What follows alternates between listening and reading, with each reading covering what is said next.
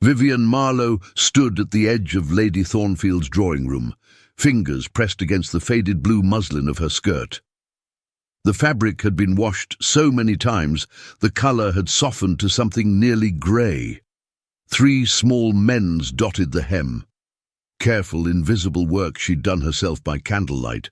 No one would notice unless they looked closely. But Vivian had learned that people like Lady Clarissa Thornfield always looked closely. The afternoon sunlight streaming through the tall windows seemed deliberately cruel, illuminating every threadbare patch, every place where the fabric had worn thin.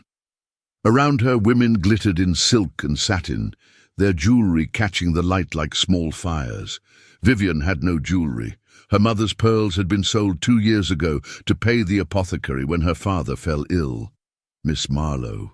Lady Thornfield's voice carried across the room with the precision of a blade. How resourceful of you to attend. I had wondered whether you'd received my invitation. The implication hung in the air, delicate and poisonous. Whether Vivian had anything suitable to wear, whether she belonged here at all. Your invitation was most kind, Lady Thornfield. Vivian kept her voice steady, though her pulse hammered against her throat. She had learned to hold herself very still when humiliation approached, the way a rabbit freezes when it senses the shadow of a hawk. Lady Thornfield's smile didn't reach her eyes. Yes, well, charity has always been important to me. My late husband often said that those of us with advantages must extend grace to those without. The women around them fell silent, teacups suspended, watching. Vivian felt their gazes like pins holding her in place. She was the entertainment, the object lesson, the reminder of what happened when a family's fortune collapsed and left only a title with no money to support it. Her father had been a baronet, minor nobility with a small estate in Cumberland. When he died 6 months ago, the debts he'd left behind had consumed everything. The estate had gone to a distant cousin. Vivian had been left with her mother, her name, and very little else. They lived now in a rented set of rooms in London, surviving on the grudging charity of relatives who considered them an embarrassment. I am grateful for your grace, Vivian said quietly. Are you? Lady Thornfield's eyes glittered. I do wonder sometimes if gratitude alone is sufficient. After all, society operates on certain standards, certain expectations. Vivian understood perfectly. Lady Thornfield was saying that Vivian's presence here, in her worn dress with her poverty barely concealed, was a violation of those expectations. That gratitude required knowing one's place, and her place was not among these women. The door to the drawing-room opened. Every head turned. The butler's voice carried clear and formal. His Grace, the Duke of Greystone. Vivian's breath caught. She had seen Julian Lockhart, Duke of Greystone, only once before, at a ball 3 years ago, before her father's death, when her life still held the promise of a normal future.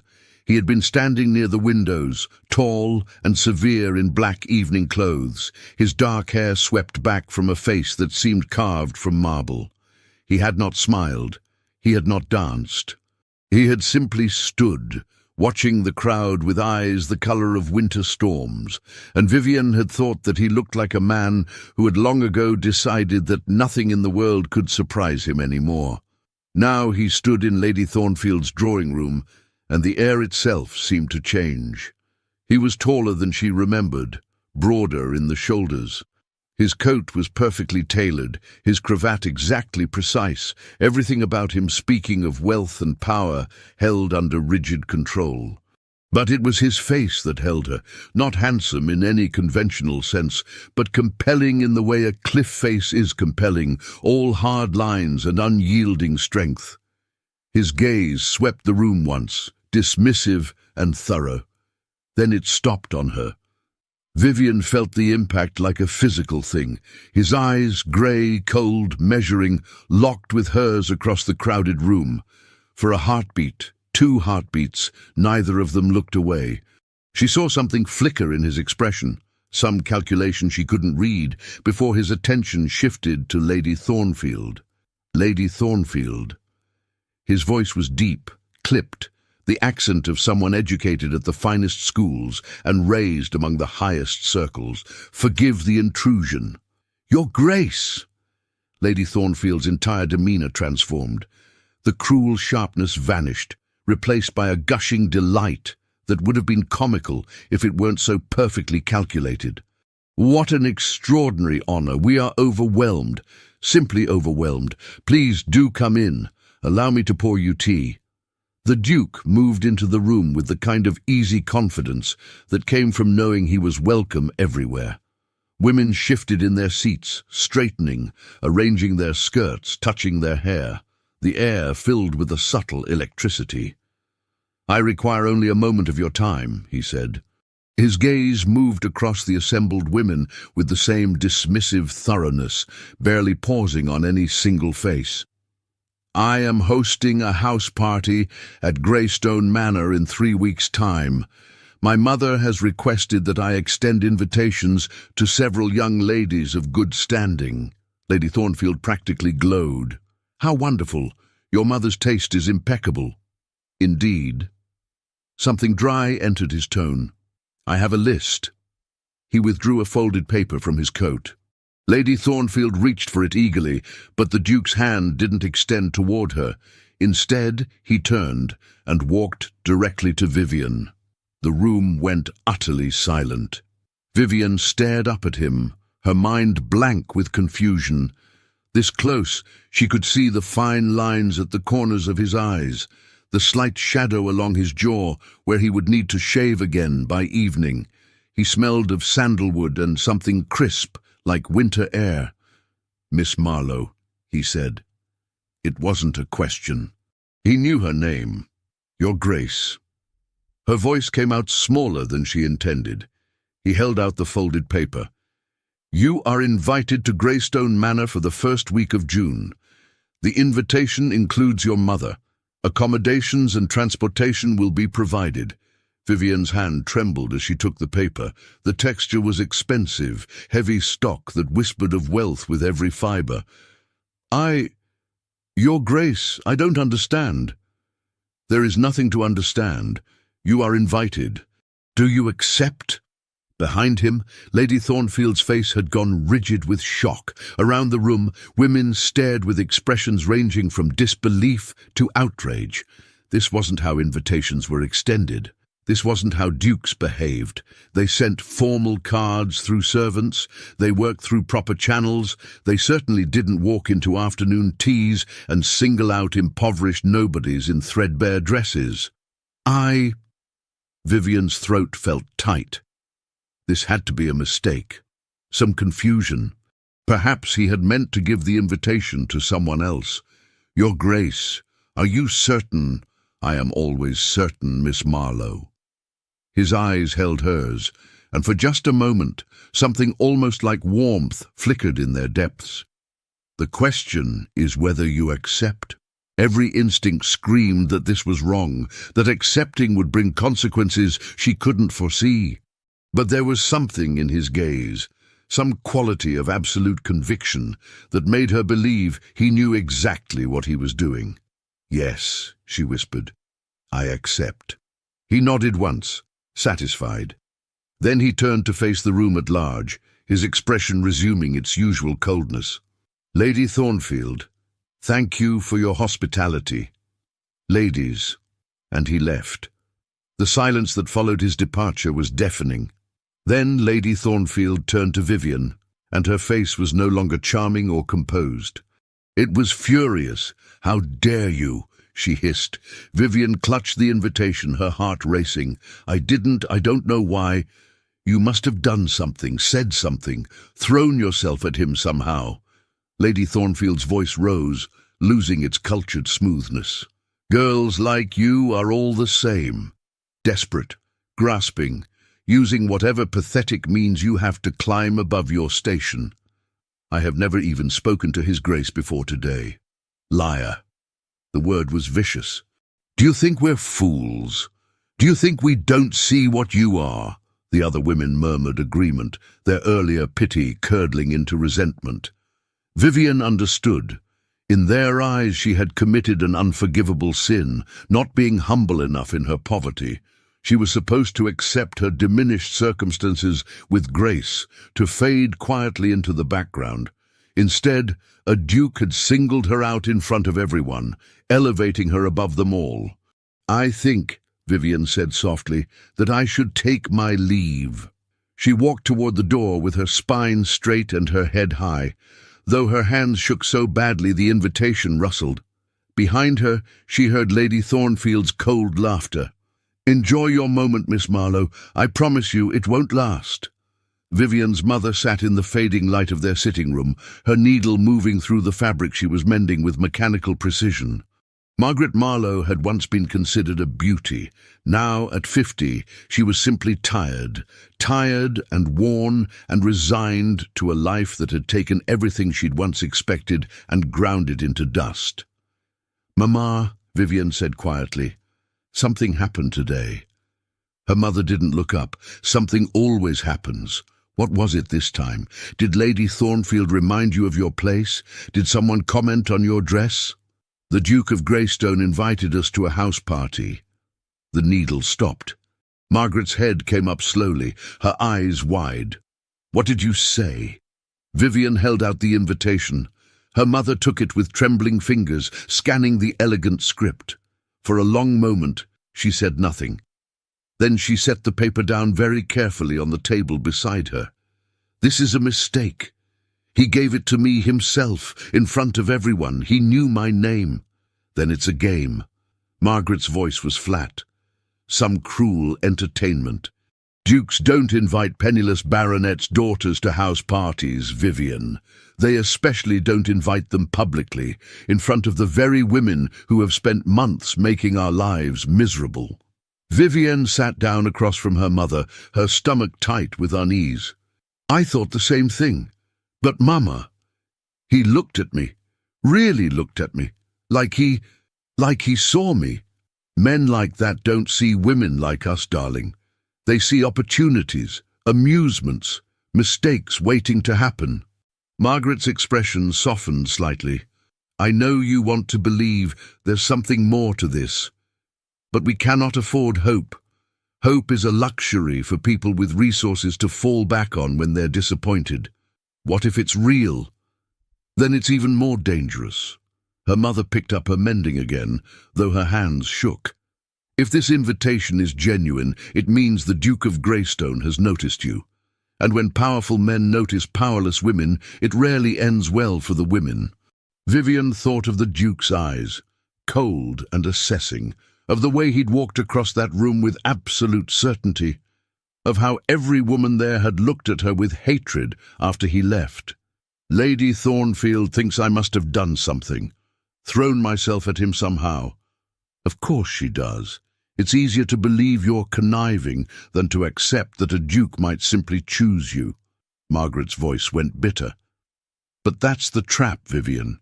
If you go to this party and nothing happens, you'll be humiliated. If you go and something does happen, if he pays you attention, shows you favor, you'll be ruined. Either way, we lose." "Then what do I do?" Her mother was silent for a long moment. Then she sighed. "You go." "Mama, you go because refusing would be an insult. You go because we cannot afford to make enemies of the Duke of Greystone. You go because—" She paused, something painful crossing her face. "Because I have already taken so much from you. Your future, your prospects, your security. I won't take your hope as well, even if I think it will break your heart." Vivian crossed the room and knelt beside her mother's chair, taking her worn hands. "You haven't taken anything from me. Papa's debts weren't your fault. I should have known. Should have stopped him. Should have done something." Margaret squeezed Vivian's fingers. "But I didn't. And now here we are. So yes, go to this house party. Wear the best dress we can manage. Be careful, be smart, and don't—" Her voice broke slightly. "Don't let yourself believe you're anything more to him than a passing fancy. Because when it ends, the fall will destroy you." That night Vivian lay in her narrow bed and stared at the ceiling. Moonlight filtered through the thin curtains, painting patterns on the plaster. She thought about the Duke's face, severe and unreadable, about the way he'd said her name like it was something important. She thought about her oldest dress, chosen so carefully because it was the least worn, the most likely to pass unnoticed, and how he had noticed her anyway, how he had come only for her. The next 3 weeks passed in a strange suspension. Vivienne and her mother worked together to prepare, though preparation with no money was mostly a matter of mending and hoping. They altered the 2 best dresses Vivienne owned, updating them as much as possible with ribbon and lace salvaged from older gowns. Margaret spent hours retrimming a bonnet, her fingers moving with the skill born of necessity. London society, meanwhile, hummed with speculation. Vivienne heard the whispers everywhere she went, at the modiste's shop where she worked 3 mornings a week as a seamstress, at the market, at church. The Duke of Greystone, so famously selective, so notoriously cold, had invited some nobody to his house party. Theories multiplied.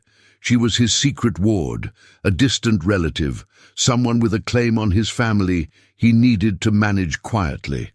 The more malicious whispers suggested she was already his mistress, that the invitation was simply a way to keep her close. No one seemed to consider that he might simply want her there. Lady Thornfield, Vivienne learned through gossip, had also been invited to the house party. So had her daughter, Clarissa, and a carefully selected group of wealthy, well-connected young women. The house party was clearly intended as a venue for the Duke to select a wife, a duty he'd put off for years but could no longer avoid, which made Vivienne's presence even more inexplicable. "You're to be the comparison," one of the other seamstresses told her with malicious glee. "The poor little thing they'll all look more impressive next to. My lady does it sometimes at her parties, invites someone plain or unfortunate so her daughter shines brighter." Vivienne said nothing. She had learned that defending herself only made things worse. 2 days before the party, a package arrived. It was large, wrapped in brown paper and tied with string. The delivery boy handed it to Vivienne with wide eyes, as if he knew it contained something extraordinary. When she opened it in their sitting room, her hands shook. Inside was a dress, not just any dress, a gown of deep emerald silk that shimmered in the lamplight. The bodice was fitted, elegant but not ostentatious, with delicate embroidery at the neckline and sleeves.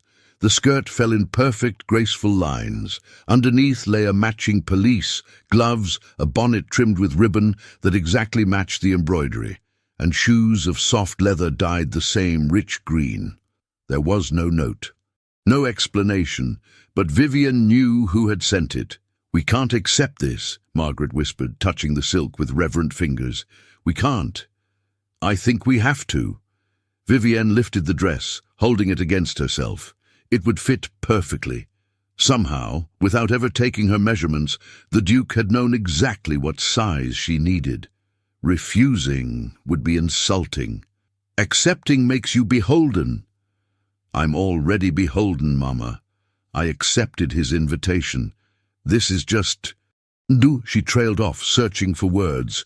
"This is him making sure I don't arrive in my oldest dress again." Her mother's eyes filled with tears.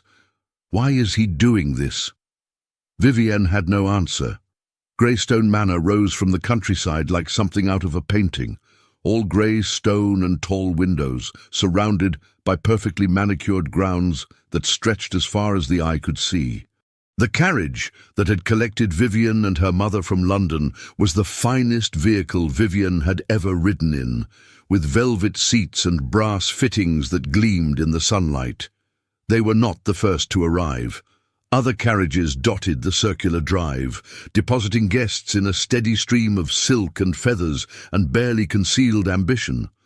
Vivienne watched through the window as young women descended in gowns that probably cost more than her family had earned in a year. They moved with the confidence of those who knew they belonged. She wore the emerald dress. It fit perfectly. "Ready?" her mother asked quietly. Vivienne wasn't sure she'd ever be ready, but she nodded anyway. They descended from the carriage into late afternoon sunlight. A butler approached immediately, his expression professionally blank, as he took in their modest travelling cases. "Miss Marlowe, Mrs. Marlowe, welcome to Greystone Manor. His Grace is in the drawing room with the other guests. If you'll follow me." The interior of the manor was overwhelming. High ceilings painted with elaborate frescoes, marble floors that reflected light like water, portraits of stern-faced aristocrats lining the walls, all bearing some resemblance to the Duke, the same hard jaw, the same uncompromising eyes. Voices drifted from an open doorway ahead, feminine laughter, light and musical, the clink of teacups. Vivian smoothed her dress one final time and walked forward.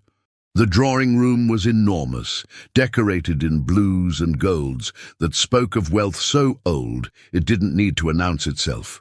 20 or so people occupied the space, mostly young women, a few mothers, and standing near the windows, his back to the room, the Duke. Conversations stuttered as Vivian entered, heads turned, eyes assessed. Lady Thornfield sat in a central position, her dress a confection of rose silk and cream lace. Beside her sat her daughter Clarissa, pretty and perfect in primrose yellow. When Clarissa saw Vivian's emerald gown, her expression went cold. "Miss Marlowe," the butler announced. The Duke turned. For a heartbeat, Vivian saw something flicker across his face. Satisfaction, perhaps, or approval. Then it was gone, replaced by his usual cool composure. "Miss Marlowe," he crossed the room with deliberate purpose. "You received the package." It wasn't a question. Heat crept up Vivian's neck. "Yes, Your Grace, it was. Extraordinarily generous. It was necessary." His eyes swept over her once, thorough and impersonal. "Green suits you." Behind him, Clarissa made a small sound of outrage. The Duke ignored it. "Allow me to introduce you to the other guests." He offered Vivian his arm. She stared at it for a moment, stunned. This wasn't how introductions worked. The host didn't personally escort minor guests around the room. But the Duke waited, patient and implacable, until she placed her hand on his sleeve. His arm was solid beneath the fabric of his coat, warm and real. He guided her through the room with methodical efficiency, introducing her to each guest in turn. The other young ladies responded with varying degrees of politeness, some genuinely kind, others barely civil. Lady Thornfield smiled with all her teeth and no warmth. "How lovely to see you again, Miss Marlowe. What an interesting choice His Grace has made, including you." The Duke's arm tensed beneath Vivian's fingers. When he spoke, his voice was glacial. "I make no choices lightly, Lady Thornfield. You would do well to remember that." The rebuke was subtle but unmistakable. Lady Thornfield's smile froze. After the introductions, the Duke deposited Vivian near a window seat, then returned to his position of distant observation. But throughout the afternoon, Vivian felt his gaze on her, brief, assessing glances that she couldn't interpret. "Quite the entrance," a voice said beside her. Vivian turned to find a young woman in lavender silk regarding her with frank curiosity. She had auburn hair and intelligent hazel eyes that held no malice. "I'm sorry?" "The dress. The personal introduction. The Duke treating you like you're something precious instead of just another marriageable prospect." The woman smiled. "I'm Beatrice Ashton. My father's an earl, which is apparently good enough to get me invited, but not good enough to warrant personal attention." "You must be special." "I'm really not," Vivian said quietly. "I don't know why I'm here." "Then you're either very naive or very clever." Beatrice's gaze was sharp. "Either way, you've managed what no other woman has in 3 years. You've made Julian Lockhart behave like a human being instead of a marble statue. You know him. Everyone knows of him. Duke at 28 when his father died, inherited a fortune, an estate the size of a small country, and more responsibility than most men twice his age. He's spent the last 7 years being exactly what society expects, cold, proper, perfectly controlled.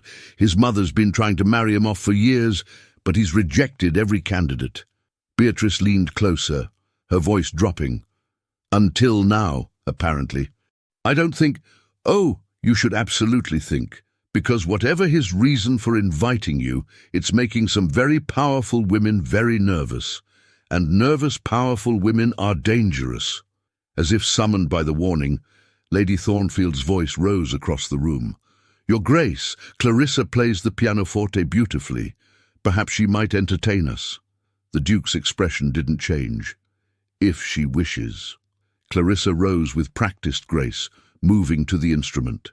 She played well, technically perfect, emotionally empty, but she was beautiful doing it, and she knew it. Midway through the piece, she glanced at the Duke with doe eyes, clearly expecting admiration. He was looking at Vivian. When the performance ended, polite applause filled the room. Lady Thornfield beamed. Wonderful, darling, such accomplishment. Miss Marlowe, do you play? The question was a trap. Vivian's family hadn't been able to afford a pianoforte in years. Even if they could, there had been no money for lessons.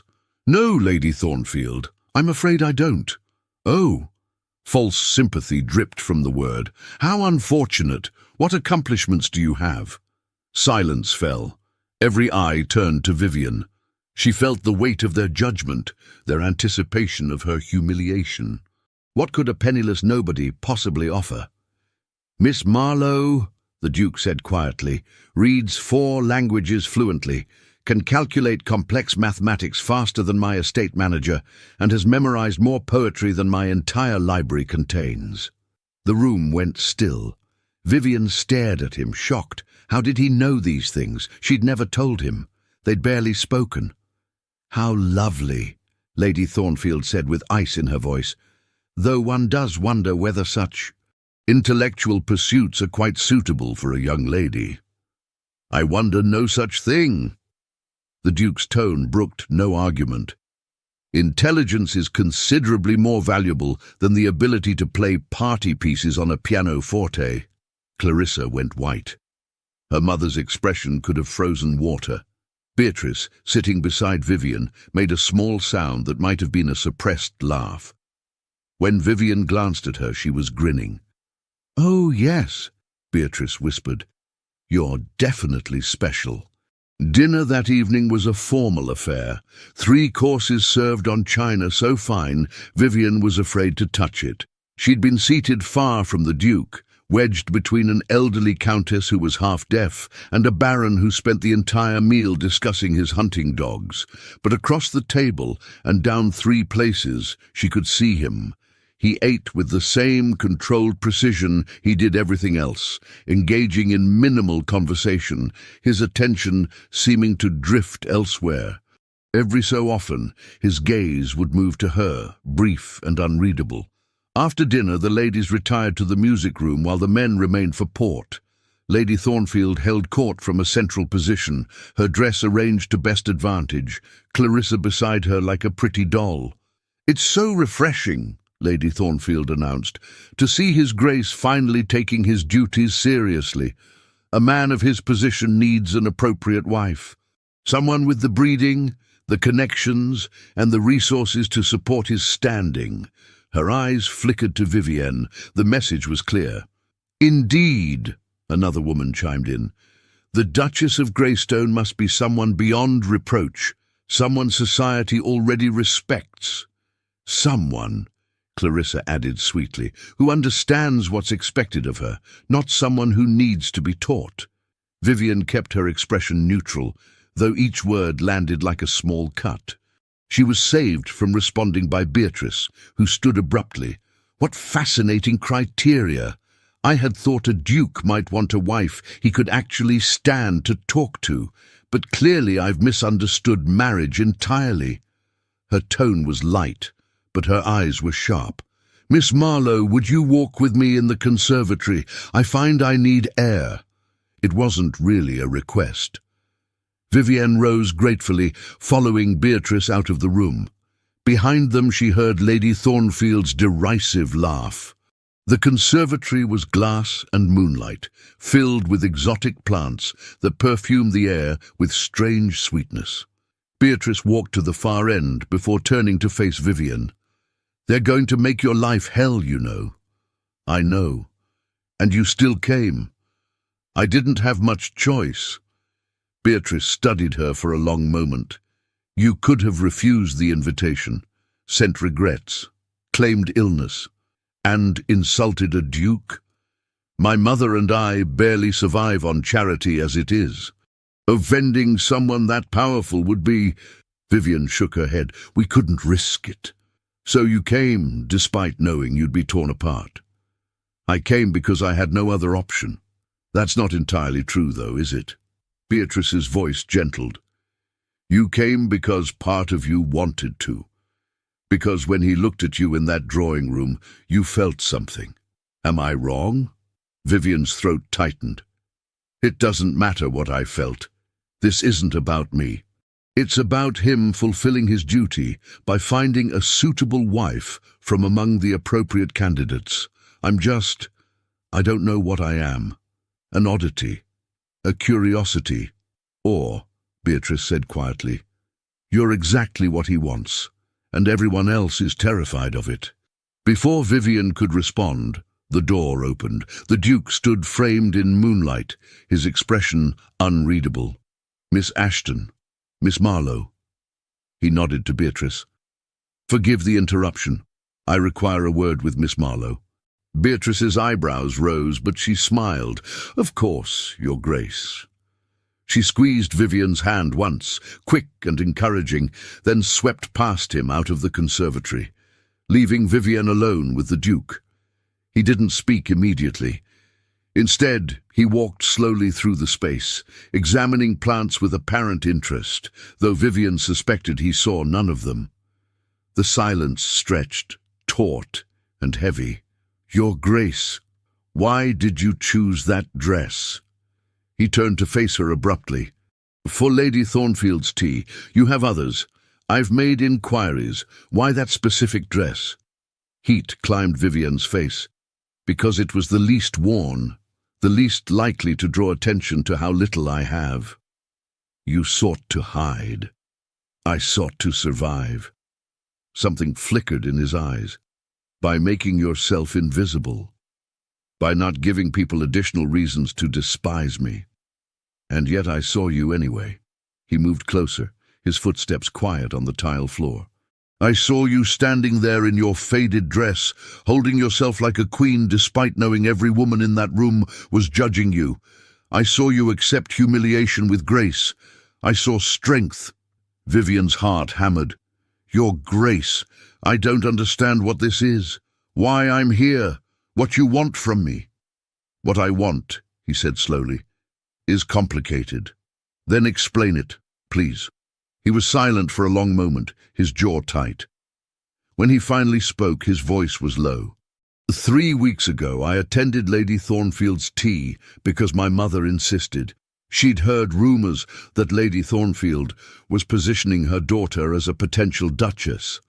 I was expected to make an appearance, assess the situation, make my mother happy. He paused, his gaze distant. I walked into that room expecting to see exactly what I always see. Pretty girls performing prescribed roles, saying prescribed things, trying desperately to be what they think I want. And then I saw you. Vivian couldn't breathe. You weren't performing. You weren't trying to impress anyone. You were simply standing there, enduring, and I thought— His voice dropped lower. I thought, there is someone real in this room, someone who isn't pretending.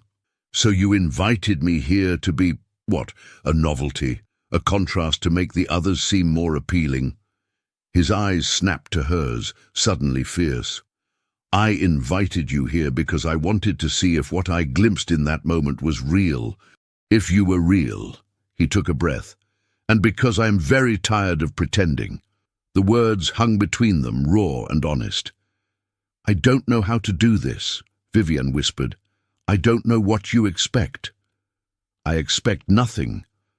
I ask only that you be exactly what you were in that drawing room, yourself. Can you do that?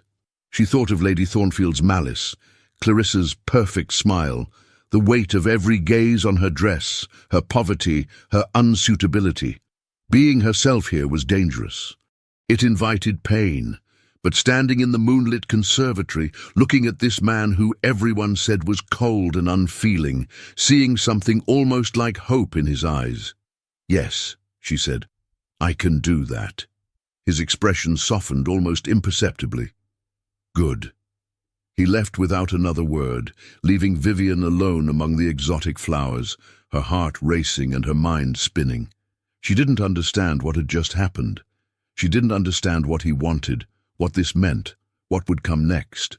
But for the first time since her father died, she felt like someone had seen her, truly seen her, and not looked away. The next morning dawned bright and clear. Vivian woke in a bedroom that was larger than the entire set of rooms she shared with her mother in London. The bed was soft, the linens fine, everything around her speaking of a life she didn't belong to. She dressed carefully in her second-best gown, pale blue muslin, neatly mended, desperately plain compared to what the other guests would wear. But it was hers. Honest. Real. When she descended to breakfast, most of the other guests had already gathered. The morning room was filled with sunlight and chatter, plates piled with food that seemed almost obscenely abundant. The Duke sat at the head of the table, reading correspondence with an expression of mild distaste. He glanced up when Vivienne entered, and something in his eyes warmed fractionally before returning to cool neutrality. "Miss Marlowe, please, sit." There was an empty seat beside Beatrice, who waved her over with enthusiasm. But before Vivienne could move toward it, Lady Thornfield spoke. "Actually, Your Grace, I believe the seating arrangements have already been established. Miss Marlowe's place is at the far end, I'm afraid. We can't disrupt the entire table to accommodate latecomers." It was a small power play, subtle and mean. Vivienne knew if she protested, she'd look demanding. If she accepted it quietly, she'd be establishing herself at the bottom of the social hierarchy for the rest of the visit. The Duke set down his correspondence with deliberate care.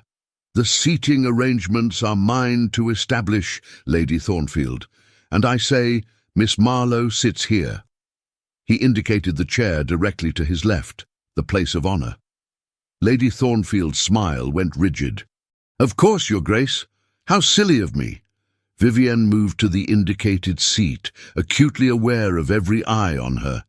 The chair beside the Duke, the seat that should go to the highest-ranking woman, the most important guest, given instead to a penniless nobody. She sat carefully, her spine straight. The Duke pushed a plate toward her. "The cook makes excellent scones. I recommend them." It was such a normal, almost domestic gesture that Vivienne blinked. "Thank you, Your Grace." "Julian." She stared at him. Around the table, conversation had stopped completely. Every person was listening with barely concealed shock. I couldn't possibly... Among friends, formality is unnecessary. Don't you agree, Lady Thornfield? It was a challenge, cleverly delivered. If Lady Thornfield agreed, she'd be endorsing Vivian's use of the Duke's given name. If she disagreed, she'd be calling herself an outsider, not a friend. Lady Thornfield's expression could have curdled milk. "Of course, Your Grace." "Excellent." The Duke returned his attention to his correspondence as if nothing extraordinary had just happened. Vivienne picked up a scone with shaking hands. Across the table, Beatrice was grinning openly. The meal continued with forced normalcy. Conversation resumed, though Vivienne could feel the undercurrent of tension running through every word. Plans were discussed for the day, a walk through the grounds, perhaps cards in the afternoon, a formal dinner that evening. "Miss Marlowe," the Duke said quietly, his voice pitched for her ears alone. "Do you ride?" "Not well, Your Grace. Julian." The name felt strange on her tongue, intimate and forbidden. "Then you'll learn. I have an excellent stable. I don't have proper riding attire." "That can be remedied." Before she could protest, Lady Thornfield's voice cut across the table. "Your Grace, I had hoped Clarissa might have the honour of riding with you this morning. She's an accomplished equestrienne, won the ladies' race at the county fair last year." The Duke didn't look up from his plate. Miss Thornfield may ride whenever she wishes. The horses are available to all guests. But surely you plan to lead the riding party yourself? I had not planned any such thing. Oh, Lady Thornfield's disappointment was palpable. I simply assumed— Assumption, the Duke said mildly, is unwise. The rebuke was subtle but clear. Clarissa's face flushed pink with embarrassment. Her mother's lips thinned to a hard line. After breakfast, the guests dispersed. Some headed to the stables, others to the gardens. Vivienne found herself in the library, drawn by the sheer magnitude of books.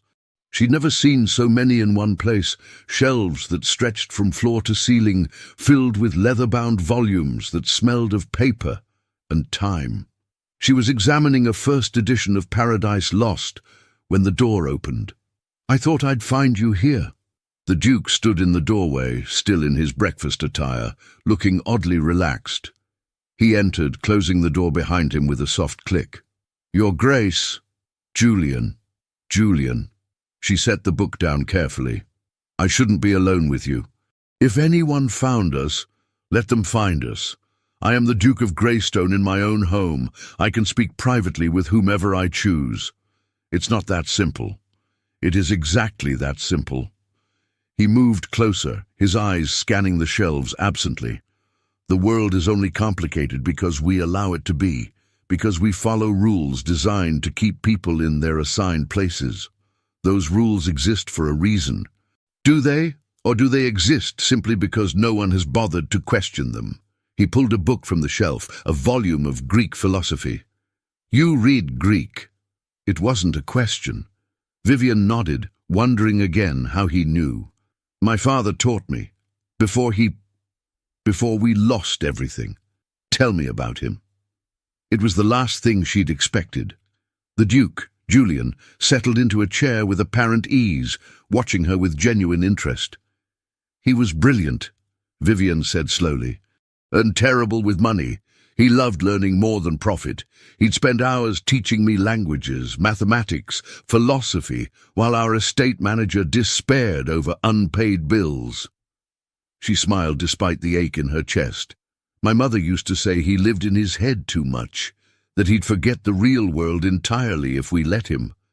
"Did you let him?" "No. We tried to ground him, but after my mother's illness, she recovered, but the medical bills, he couldn't bear seeing her worry.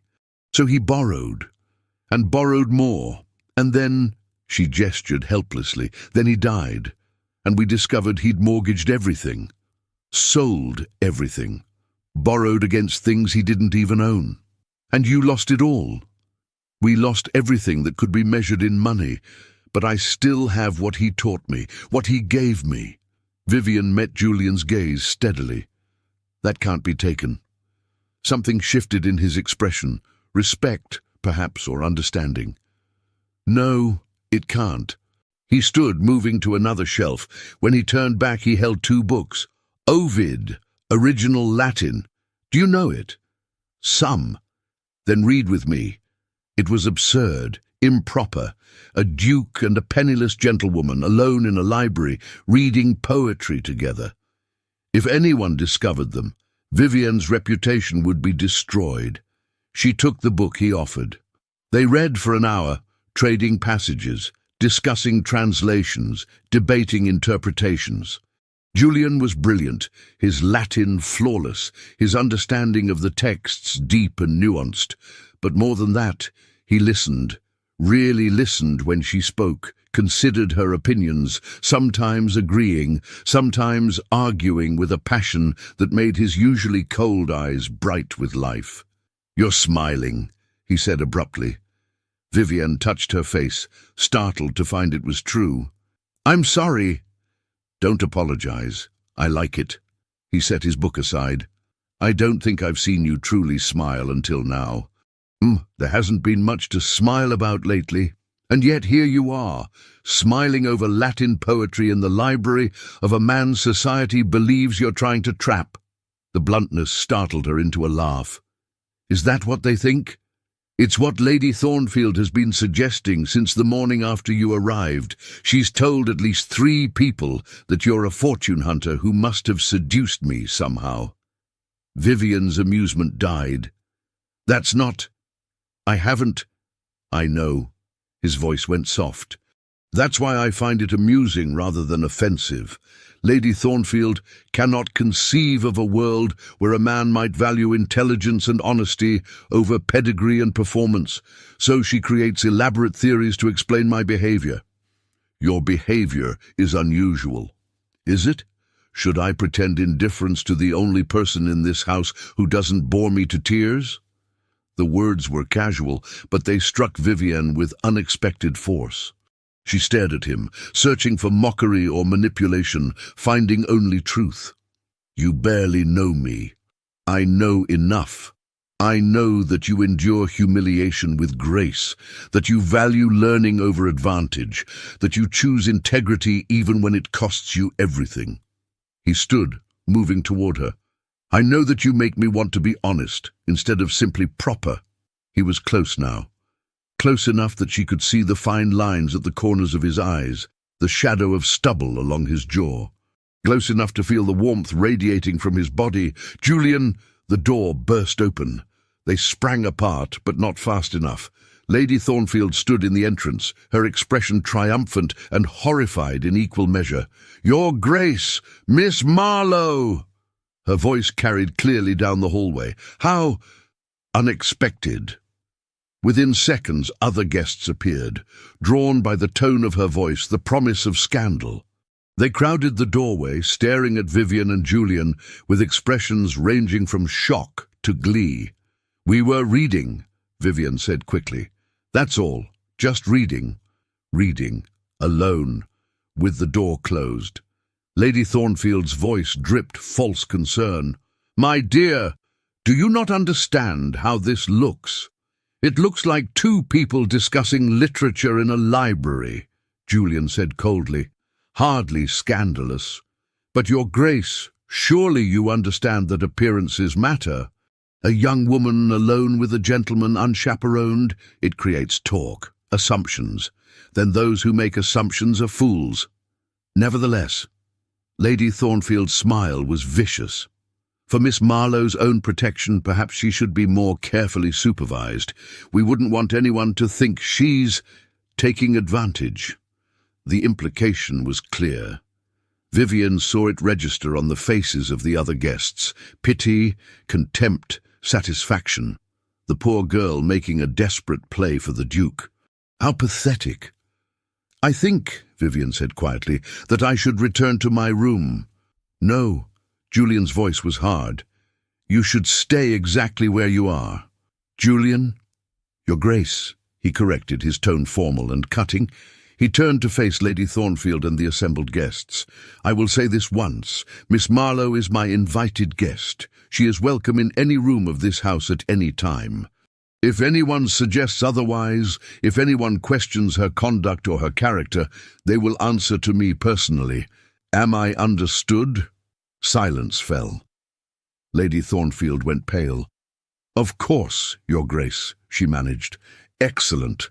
Then perhaps you might all find somewhere else to be. I believe the gardens are lovely this time of day." It was a dismissal. The guests scattered, though their whispers followed them down the hall. Lady Thornfield left last, her expression promising future retribution. When they were alone again, Julian turned to Vivian. She stood frozen, her face burning. "That was a mistake," she whispered. "What was?" "Defending me like that. Now they'll be certain where—" She couldn't finish the sentence. "Let them be certain of whatever they like. You don't understand. For you, this is nothing. Your reputation is secure. But mine—" Her voice broke slightly. "Mine was already fragile. Now it's destroyed. Then we'll rebuild it." "How? By continuing to spend time alone together? By confirming everything they suspect?" Julian was quiet for a moment. Then he said, "What if their suspicions were correct?" Vivian's breath caught. "What? What if I did want you? What if that was exactly why you're here?" The words hung between them, dangerous and electric. "That's not possible," Vivian said, but her voice was uncertain. "Why not?" "Because you're a duke. Because I'm nobody. Because society has rules about who people like me are allowed to value." He stepped closer. "I told you I'm tired of pretending, Vivian. I meant it." Her name on his lips, informal and intimate, sent heat through her chest. "Even if what you're suggesting were true, it doesn't change reality. You need a duchess with connections, resources, political value. I have nothing to offer. You offer yourself.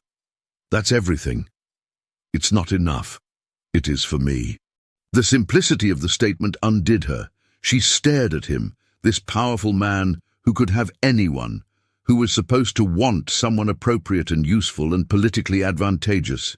Instead, he stood here, looking at her like she was valuable simply for existing. "I don't understand you," she whispered. "Good, because I barely understand myself." He reached out, his fingers just barely touching hers. "All I know is that when I'm with you, I don't feel like the Duke of Greystone performing a role. I feel like Julian Lockhart, a man who's been lonely for longer than he wants to admit." Vivian's throat tightened with emotion. "What do you want from me?" "Time, honesty, a chance to see where this leads. And if it leads nowhere, then at least I'll have had something real, even if only briefly." She should refuse, should protect herself, should remember that hope was dangerous and powerful men were more dangerous still. Instead, she said, "All right." His eyes searched hers. "All right?" "Time, honesty, a chance." She swallowed hard. "But Julian, you need to understand. If this ends badly, I have nothing to fall back on. No safety net, no resources to rebuild. Then I'll make certain it doesn't end badly." "You can't promise that." "No. But I can promise to try." It wasn't enough. It couldn't be enough. But standing there with her hand in his, feeling the warmth of his touch and the intensity of his gaze, Vivian chose to believe him anyway. The next 3 days passed in a strange duality. In public, Vivian and Julian maintained careful distance, sitting at opposite ends of the dinner table, engaging in separate activities, never alone together. But in private moments, stolen and brief, they found each other. In the library, ostensibly by chance, reading side by side in companionable silence. In the garden at dawn, when no one else was awake, walking among the roses and talking about everything and nothing. In the conservatory at night, surrounded by moonlight and exotic flowers, discussing philosophy and poetry and their childhoods and their fears. Each conversation revealed more. Julian spoke of the weight of his title, inherited too young after his father's sudden death, of the loneliness of being surrounded by people who wanted something from him, his name, his money, his influence, but never him, of the rigid expectations that dictated every aspect of his life. Vivian spoke of her father's death, the shame of poverty, the slow erosion of her mother's spirit, of feeling invisible in rooms full of people, of being judged for circumstances she couldn't control. They were careful, so careful. But Lady Thornfield noticed anyway. "The Duke seems quite distracted lately," she mentioned at tea, her voice carrying through the drawing room. "I do hope nothing's troubling him." The other women murmured agreement. Clarissa, sitting beside her mother in pale pink muslin, looked troubled. "Perhaps," Clarissa suggested quietly, "he's simply preoccupied with estate business." "Perhaps," Lady Thornfield agreed, "or perhaps he's been led astray by unsuitable influences." Her eyes flickered to Vivian. Beatrice, sitting beside Vivian, stiffened. "What a strange thing to say, Lady Thornfield. What unsuitable influences could possibly exist in His Grace's own home?" "I'm sure I don't know." Lady Thornfield's smile was poisonous. "But it does seem curious that a man known for his propriety would suddenly begin behaving so erratically, spending hours in the library, walking in the gardens before breakfast, almost as if someone were deliberately arranging encounters. Are you suggesting, Beatrice said with deceptive sweetness, that His Grace lacks the intelligence to recognize manipulation? I suggest nothing. I merely observe. Then perhaps you should observe with more care. I've noticed Miss Marlowe spending most of her time with me. If anyone's monopolizing her attention, it's certainly not the Duke. It was a kind lie, and they both knew it. Lady Thornfield's expression said she knew it too. How loyal you are, Miss Ashton. I do hope your defense of Miss Marlowe doesn't damage your own prospects. My prospects are secure, Lady Thornfield, but thank you for your concern. The exchange ended there, but the damage was done. Over the next day, Vivian noticed the other guests treating her differently. Conversations stopped when she entered rooms. Invitations to activities became less frequent. Even some who had been neutral before now regarded her with cool suspicion. Only Beatrice remained steadfastly loyal, and Julian, though he maintained public distance, found ways to ensure she was protected. When Lady Thornfield suggested the next day's activities exclude those not properly equipped for riding, Julian immediately arranged for appropriate attire to be provided to any guest who needed it. When whispers circulated about Vivian's true reasons for attending, Julian made a point of engaging her in conversation during dinner, asking her opinion on literature and philosophy in front of everyone, treating her insights with the same respect he'd give any scholar. It helped, but it also made things worse, because now everyone could see what Lady Thornfield had suspected. The Duke of Greystone valued Vivian Marlowe's mind, possibly her company, perhaps even more than that. On the fourth night, there was to be a ball. Vivian stood in her borrowed room, staring at herself in the mirror. The emerald dress had been cleaned and pressed. Her hair was arranged simply, lacking the elaborate styling the other women would sport. She wore no jewelry because she had none. She looked exactly like what she was, a woman pretending to belong somewhere she didn't. A knock sounded at the door. "Come in," Vivian called, expecting her mother, or perhaps Beatrice. Instead, a maid entered carrying a wooden box. "Miss Marlowe, His Grace asked that this be delivered to you." Vivian's hands trembled as she took the box. Inside, nestled in velvet, was a necklace, a single emerald pendant on a delicate gold chain. It was beautiful but not ostentatious, elegant without being excessive. Exactly the sort of thing a woman of modest means might inherit from family. There was a note in Julian's precise handwriting. "This belonged to my grandmother. She would have liked you. J." Vivian's eyes burned with unshed tears. The gesture was perfect. He was lending her the necklace, not giving it, which would have been improper. And by claiming it was his grandmother's, he was offering her a shield against accusations that he was showering her with gifts. She fastened it around her neck with shaking fingers. The ballroom was magnificent, all candlelight and mirrors and polished floors that reflected the dancers like a second world beneath their feet. Musicians played in one corner, the music floating through the air. Guests swirled in elaborate patterns, the women's gowns creating kaleidoscopes of color. Vivian stood near the edge, trying to be invisible. "Miss Marlowe." She turned to find Julian behind her, formal and perfect in black evening wear. He looked every inch the Duke, powerful, remote, untouchable, except for his eyes. In his eyes she saw warmth. "Your Grace, would you honor me with this dance?" Around them, conversations stuttered. The first dance of the evening traditionally went to the highest-ranking lady. Lady Thornfield had positioned herself prominently, clearly expecting the honor. Clarissa stood beside her, beautiful and nervous. Julian was asking Vivian instead. I'm not certain that's wise. I'm not asking for wisdom, I'm asking for a dance." He extended his hand. Vivienne looked at his strong fingers, his steady gaze, and thought of all the reasons she should refuse, thought of the scandal it would cause, the whispers it would generate, the final destruction of her already fragile reputation. Then she thought of Julian's words in the library. "I'm tired of pretending." She placed her hand in his. The ballroom seemed to hold its collective breath as Julian led her onto the floor.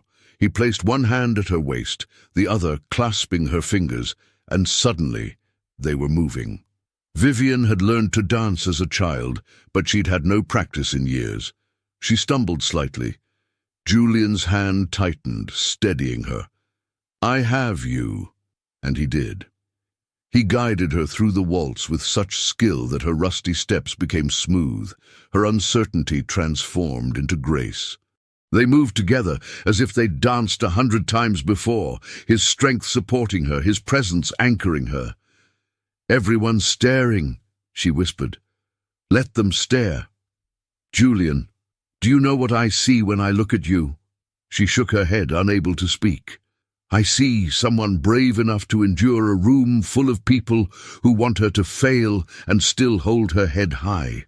I see intelligence and integrity and quiet strength. I see everything I've been looking for and thought I'd never find." "You barely know me." "I know enough, and I want to know more. Everything, every thought, every fear, every dream you've ever had." The music swelled.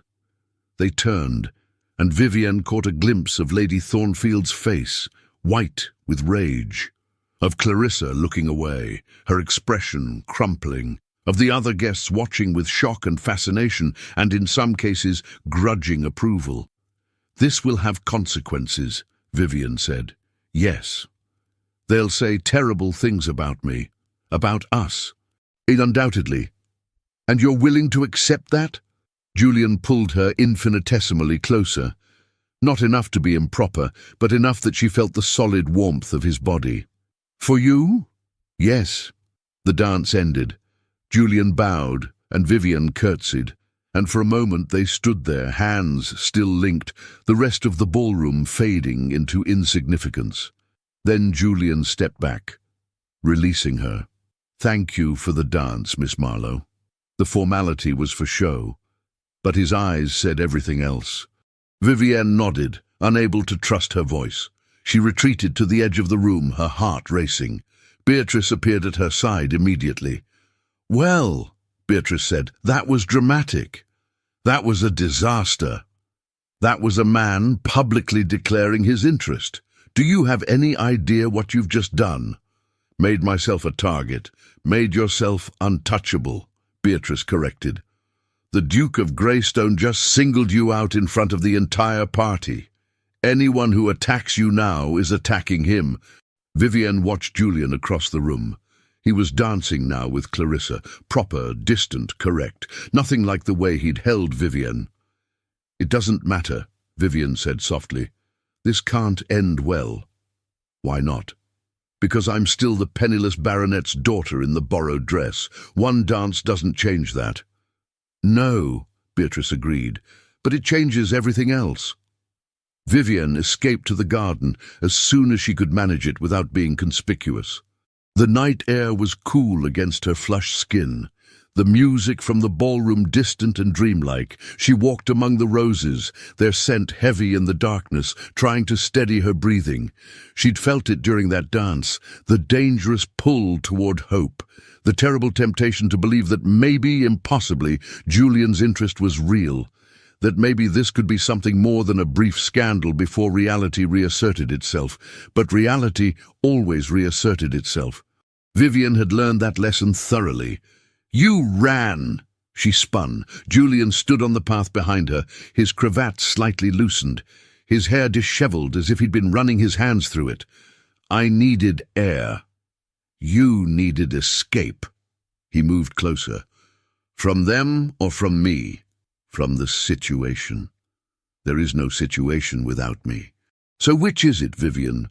Are you running from the scandal or from what's happening between us?" She stared at him, this man who shouldn't want her, who shouldn't be here, who shouldn't be looking at her like she was something precious. "Both," she admitted. "I'm running from both." "Why?" Because this is madness. You're a duke. You need a duchess who can manage a household with 50 servants, who knows how to navigate court politics, who brings connections and resources and you think you can't do those things. I know I can't. You managed your father's household for years. 3 servants and a cook is not the same as managing an estate. Skills can be learned, politics can be taught, but intelligence, integrity, courage, those cannot be acquired. Either you have them or you don't.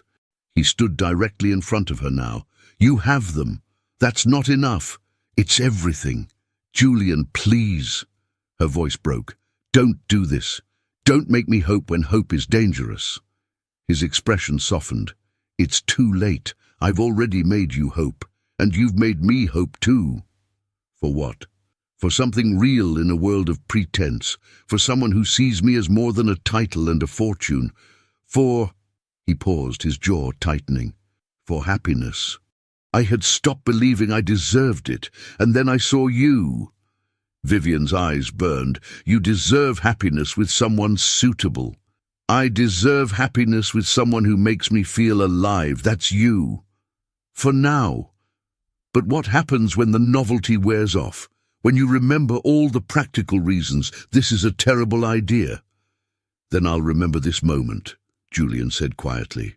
When you stood in a garden wearing my grandmother's necklace, telling me all the reasons we shouldn't be together, and I knew with absolute certainty that I wanted you anyway. He reached out, his fingers tracing the line of her jaw with heartbreaking gentleness. I'm not asking you to decide anything tonight. I'm not asking for promises or commitments. I'm simply asking you to stop running, to stay, to give this, whatever this is, a chance to become something. Vivian closed her eyes, feeling the warmth of his touch, the solidity of his presence. Every rational part of her brain screamed warnings. Every instinct for self-preservation demanded she refuse. But her heart, her foolish, hopeful heart, wanted so desperately to say yes. All right, she whispered, I'll stay. When she opened her eyes, Julian was smiling. It transformed his face, softening the hard lines, bringing light to his grey eyes. She realized with a shock that she'd never seen him truly smile before. Thank you. He leaned forward slowly, giving her time to pull away. When she didn't, his lips brushed hers, soft, careful, reverent. The kiss lasted only a heartbeat before he pulled back, his eyes searching hers. I should return to the ball, he said, his voice rough. Before someone comes looking. Yes. But neither of them moved. They stood there in the garden, hands linked, neither willing to break the spell of this moment. Finally, Julian stepped back. Go back separately. Wait 5 minutes. Let them think you've been admiring the roses alone. And you? I'll claim estate business, a message that required immediate attention. His smile turned wry. The advantages of being a duke, my excuses are rarely questioned. He left first, disappearing into the darkness. Vivian counted to 300 slowly, using the time to compose herself, to smooth her dress and her expression, to transform herself back into the careful, controlled woman the other guests expected. When she returned to the ballroom, no one seemed to notice she'd been gone, except Lady Thornfield, whose eyes followed Vivian with cold calculation. The next morning brought new tension. Vivian descended to breakfast to find most of the guests already gathered, their conversations subdued and strange. When she entered, silence fell. Miss Marlowe, Lady Thornfield said, her voice dripping false sweetness. How lovely to see you. We were just discussing the unfortunate incident. Vivian's stomach tightened. What incident? You haven't heard. Clarissa looked genuinely distressed. Someone's been spreading the most terrible rumors. What rumors? Lady Thornfield leaned forward, her expression solemn. Apparently, certain people have been suggesting that you and His Grace have been conducting an inappropriate relationship, secret meetings, improper conduct, the sort of behavior that would be scandalous if true. The words landed like blows. Vivian felt the blood drain from her face. "That's not... We haven't... Of course you haven't, dear. I'm certain it's all terrible gossip with no foundation whatsoever." Lady Thornfield's tone suggested she believed the exact opposite. "But you know how these things spread. Once a rumor begins, it's terribly difficult to stop." "Who started it?" Beatrice's voice was sharp. "I'm sure I don't know. These things seem to arise from nowhere, don't they?" Lady Thornfield smiled. "The important thing is managing the situation before it becomes worse. Perhaps if Miss Marlowe were to leave the party early, claim illness or family obligation, it might help quiet the talk." "You want me to leave," Vivian said flatly. "I want to protect you, dear, and His Grace. This sort of scandal helps no one." It was brilliant, really. Lady Thornfield had created a problem and was now offering the solution: Vivian's removal. If Vivian stayed, the rumors would intensify.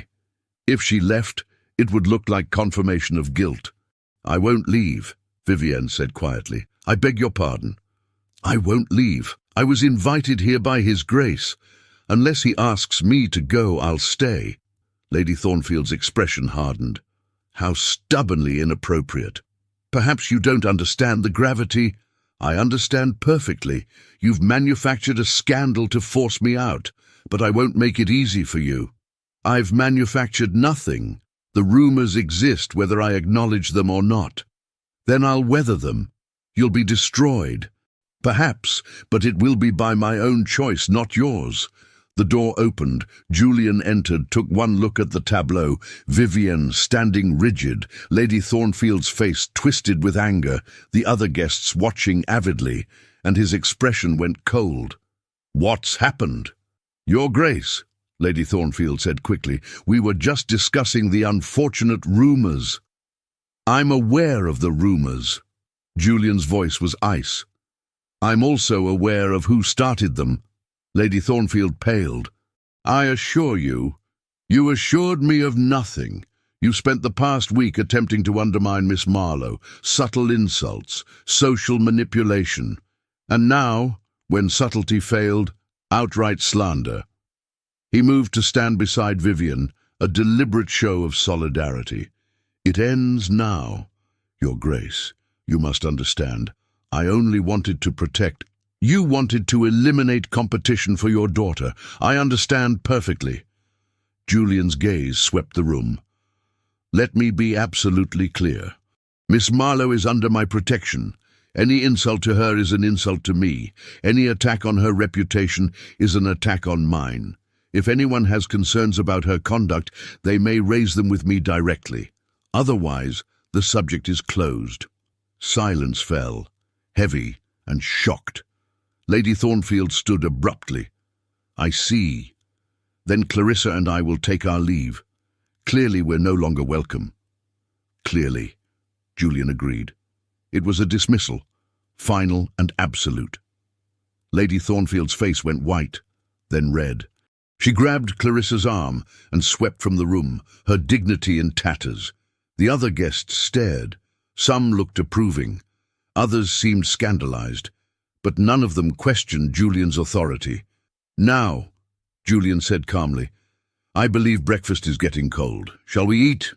The spell broke. Conversation resumed, artificial and strained, but functional. Julian guided Vivian to her seat with a hand at her elbow, proprietary, protective, unmistakable in its message. "You didn't have to do that," Vivian whispered as he held her chair. "Yes, I did.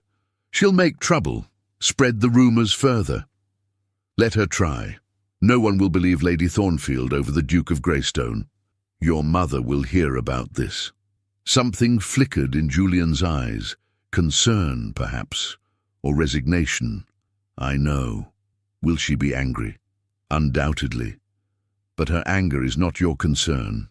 He moved to his own seat, his expression softening slightly. "Trust me, Vivian. I know what I'm doing." She wanted to believe him, but as breakfast continued, as she felt the weight of every gaze and whisper, she couldn't shake the feeling that they'd crossed a line from which there was no return. Julian's mother arrived that afternoon. The Dowager Duchess of Greystone descended from her carriage like a force of nature, tall, severe, dressed in expensive black silk that rustled with authority. She had Julian's eyes, sharp and assessing, and his commanding presence magnified by decades of wielding power. Vivian watched from an upper window as Julian greeted his mother in the drive. Even from a distance, she could see the tension in his shoulders, the careful formality of his bow. "She's going to hate me," Vivian said to Beatrice, who had joined her at the window. "Probably," Beatrice agreed cheerfully. "Dowager Duchesses generally hate anyone who threatens their carefully laid plans. And you, my dear, are the ultimate threat." "I'm not trying to threaten anything. That's what makes you so dangerous. If you were obviously calculating, she could dismiss you, but you're genuine. Julian's falling for you for real reasons, not manufactured ones. That's terrifying to a woman who spent years trying to arrange an appropriate match." Vivian's stomach churned. "Maybe I should leave before she arrives." "Too late. She's already seen you." The Dowager Duchess's gaze had indeed shifted to the window. For a brief moment her eyes locked with Vivian's across the distance. Then she turned away, saying something sharp to Julian. An hour later, Vivian was summoned to the drawing room. She went alone. Julian had made it clear this was between her and his mother. Beatrice offered to accompany her for moral support, but Vivian refused. Whatever was coming, she needed to face it herself. The Dowager Duchess sat in the drawing room's largest chair, positioned to catch the afternoon light. It was a power play. She looked almost regal, backlit and imperious. Vivian approached and curtsied deeply. "Miss Marlowe, sit." It wasn't a request. Vivian sat in the indicated chair, hands folded, spine straight. "You're younger than I expected," the Dowager Duchess said, "and prettier, though not in any remarkable way. Tell me, what exactly are you doing in my son's house?" "I was invited, Your Grace." "By Julian, yes. Quite publicly, I'm told. Quite deliberately. Why?" Vivian met her gaze steadily. "I believe you should ask him." "I'm asking you. And I'm telling you that His Grace's motivations are his own to share." The Dowager Duchess's eyes narrowed. "You're bolder than you look. Most young women would be terrified right now." "I am terrified," Vivian admitted. "But hiding it seemed more useful than showing it." Something that might have been approval flickered across the older woman's face. "At least you're honest." "Very well. Let me be equally honest. My son needs a duchess, someone with impeccable lineage, substantial dowry, and connections to advance our family's interests. You have none of those things. I know. And yet you're here anyway, accepting his attention, encouraging a connection that can only end badly." "I didn't encourage anything," Vivian said quietly. "I tried to refuse multiple times. Julian, His Grace, insisted." "Julian insists on many things when he's being stubborn. It doesn't mean those things are wise." The Dowager Duchess leaned forward slightly. "Miss Marlowe, I'm not a cruel woman. I can see you're not a fortune hunter or a schemer. You're simply a girl in an impossible situation, caught between genuine feeling and practical reality. So let me offer you advice. Leave. Now. Today. Before this goes any further." "I can't." "You can. I'll provide transportation, funds, references if you need them for future employment. No one need ever know you left anything but voluntarily." It was, Vivian realized, a generous offer. The Dowager Duchess wasn't trying to destroy her. She was offering an escape route. "Why are you being kind?" Vivian asked. "Because I genuinely want to spare you pain. My son is 7 years into being the Duke of Greystone. He's learned to make hard choices, to prioritize duty over desire. Eventually, he'll remember that. And when he does, where will that leave you?" "I don't know. You'll be ruined. unable to marry anyone appropriate because you've been publicly associated with a duke, unable to find decent employment because of the scandal, left with nothing but memories of a man who couldn't keep you no matter how much he wanted to. The Dowager Duchess's voice gentled. I've seen it happen before, Miss Marlowe. Save yourself the heartbreak.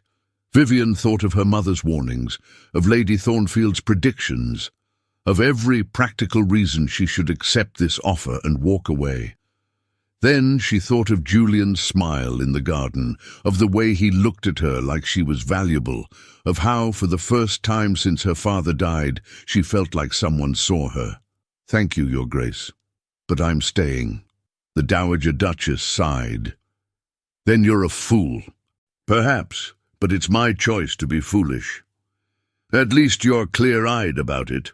The older woman stood, signaling the conversation's end. Very well. Stay. But understand this. I will do everything in my power to end this attachment. Not because I dislike you, but because I love my son, and I won't watch him throw away his future for a passing infatuation. Vivian rose, curtsying again. I understand, Your Grace. Do you? I wonder. The Dowager Duchess moved toward the door, then paused. My husband chose duty over love. He was miserable for 30 years. I'm trying to spare Julian that fate. By forcing him into the same choice? By ensuring he makes the right one. She left. Vivian stood alone in the drawing room, shaking with delayed reaction. She'd expected cruelty and found something more complicated. A mother trying to protect her son, using the only weapons she had. It didn't make it hurt less. That evening, Julian found Vivian in the library. She was sitting by the window, not reading, just staring out at the darkening grounds. My mother spoke with you. Yes. What did she say? Vivian turned to face him. She offered me money to leave. When I refused, she promised to do everything possible to end our whatever this is. Julian's jaw tightened. She had no right. She had every right. She's your mother. She wants what's best for you. She wants what's appropriate for me. There's a difference. Is there? Vivian stood, moving closer. Julian, be honest. In your world, are they different things? He was silent for a long moment. I want them to be. That's not an answer. It's the only answer I have right now. He reached for her hand, his fingers warm and strong. Vivian, I know this is complicated. I know there are obstacles, practical, social, familial. But I also know that I've spent most of my adult life doing what's expected, being what's appropriate and feeling nothing. And then I met you, and I make you feel something. You make me feel everything. His voice was raw, hope and fear and desire and uncertainty. You make me remember what it's like to want something just because I want it, not because it's suitable or strategic. What happens when wanting isn't enough? Then at least I'll have tried. He pulled her closer, his other hand coming up to cup her face. Don't let my mother scare you away. Don't let duty or expectations or fear convince you that this is impossible. But what if it is impossible? Then we'll find out together. He kissed her, and it was different from the careful brush of lips in the garden. This was hungry and desperate and real. A man reaching for something he wanted before it could be taken away. Vivian kissed him back, her hands fisting in his coat, her body pressed against his. When they finally broke apart, both breathing hard, Julian rested his forehead against hers. Stay, he whispered. Please stay. I'm here. Promise me, Julian. Promise me you won't leave without telling me. That you won't run because things get difficult. Vivian thought of all the reasons she shouldn't make that promise. But looking into his eyes, feeling the tremor in his hands, she couldn't refuse. I promise. The next days blurred together, a strange mix of tension and happiness. The Dowager Duchess remained at Greystone Manor, her presence a constant reminder of opposition. But she didn't actively sabotage Vivian. Instead, she watched with cool assessment, as if waiting for something. The other guests grew accustomed to Julian's attention to Vivian. Without Lady Thornfield to stir resentment, most settled into acceptance. A few even became friendly, women who recognized genuine affection when they saw it and approved despite the social irregularity. Julian stopped pretending to maintain distance.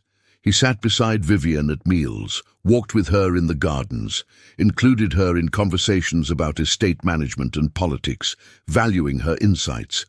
He was teaching her, Vivian realized, showing her what it meant to be a duchess, giving her the knowledge she'd need, if, always if. Beatrice cornered Vivian in her room one evening. You need to prepare yourself. For what? For the fact that this might actually work. Julian's falling in love with you probably already has. His mother sees it. The other guests see it. Hell, even the servants are taking bets on when he'll propose. Vivian's breath caught. He won't propose. Why not? Because his mother's right. I can't be what a duchess needs to be. Can't or won't. Does it matter? Yes. Beatrice sat on the bed, her expression serious. If you can't, then you're right. This won't work. But if you won't, if you're refusing because you don't think you deserve it, then you're making a terrible mistake. I'm not refusing anything. There's been no offer. There will be, soon, and when it comes, you need to know your answer. Vivian turned away, staring at her reflection in the mirror.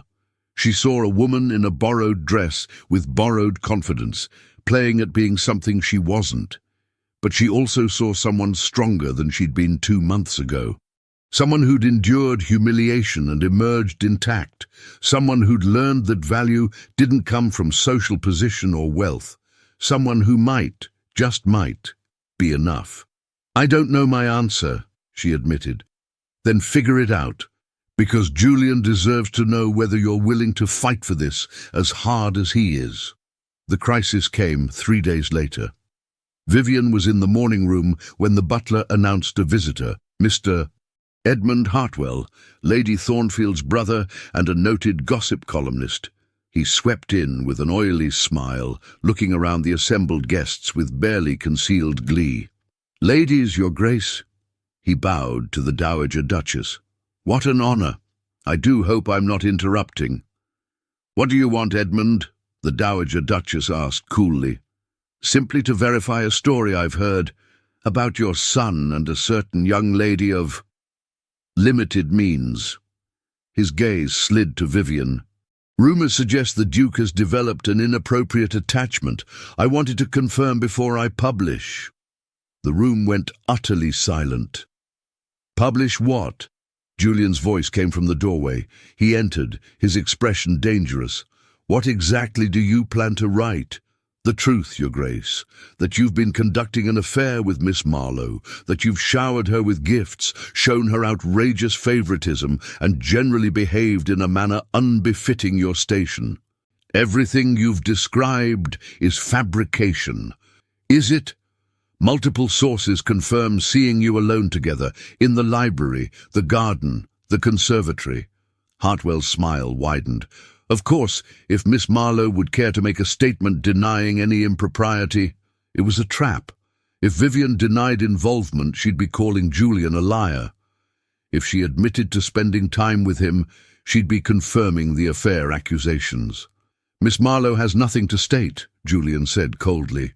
Nor do I. Your sources are gossips, and your story is slander. Then you won't mind if I publish.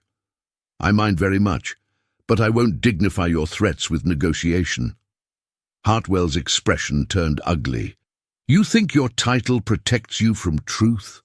I'll write what I know. Your little dalliance with this nobody will be in every paper in London by week's end. Then write it, Julian's voice was steel, and deal with the consequences when I sue you for libel. On what grounds? On the grounds that Miss Marlowe and I have conducted ourselves with complete propriety. Any suggestion otherwise is false and damaging to both our reputations. Can you prove propriety? Can you prove impropriety? Because I assure you, when this reaches court, you'll need more than the word of a disgruntled social climber. Hartwell's face reddened. He turned to the other guests. "Did any of you see something? Anything that might confirm—" "Mr. Hartwell." The Dowager Duchess's voice cut across his pleading. "I have been in residence here for a week.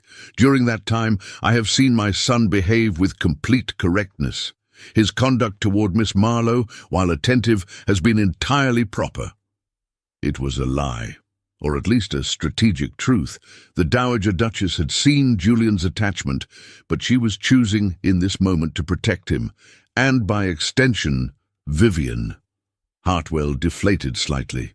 "Your Grace, surely you must see that this attachment is inappropriate, regardless of propriety. What I see is a gossip attempting to create scandal where none exists. I suggest you leave before I have my son's solicitors contact you." It was a dismissal. Hartwell had no choice but to obey. He left with poor grace, his threats empty, now that the Dowager Duchess had undermined him. When he was gone, Julian turned to his mother. "Thank you. Don't thank me. I didn't lie for you. I told the truth. You've been proper, foolishly, painfully, obviously infatuated, but proper." She stood, her expression stern. "But this situation cannot continue. Hartwell may have been stopped today, but others will come. The longer this drags on, the more damage it does to both of you. Then what do you suggest? I suggest you make a decision. Either end this attachment cleanly or make it official." Her gaze moved to Vivian. "Those are your only options. Everything else leads to ruin." She swept from the room, leaving Julian and Vivian staring at each other across the suddenly empty space. They walked in the garden that evening, properly chaperoned by Beatrice, who maintained a discreet distance. The sun was setting, painting the sky in shades of gold and rose. "My mother's right," Julian said quietly. "This can't continue as it is." Vivian's throat tightened. "I know. I have to make a choice." "Yes." He stopped walking, turning to face her. "But it's not just my choice to make. It's yours too. What do you mean? If I propose, if I ask you to be my Duchess, what would you say?" The question hung between them, enormous and terrifying. "I don't know," Vivian whispered. "Then let me make it easier. Let me tell you what marrying me would mean."